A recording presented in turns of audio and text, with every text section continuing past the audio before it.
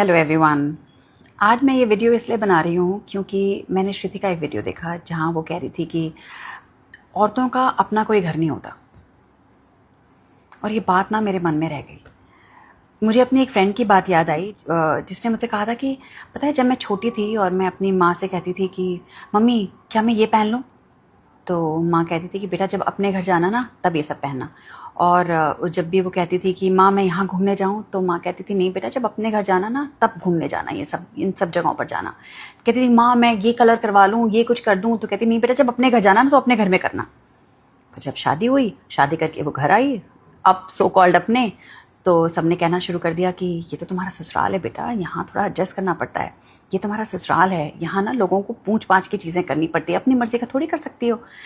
पति को गुस्सा आया तो मुंह उठाकर कह देता था कि तुम्हारे बाप का घर नहीं है, ये मेरा घर है। फिर उसने कहा कि मेरे समझ ही नहीं आ रहा कि मेरा घर कहाँ है, मैं कहाँ खुल कर रहूँ।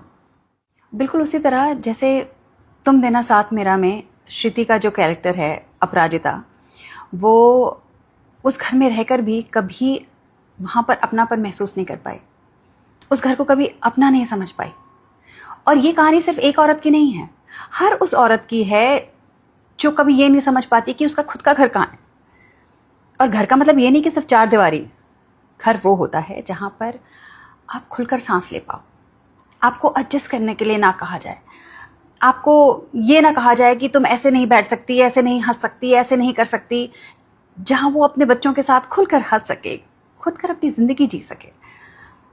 ऐसा घर औरतों के पास होता है? आपको क्या लगता है कोई जगह इस दुनिया में औरतों के लिए जहां वो अपनी मर्जी से जी सकती है?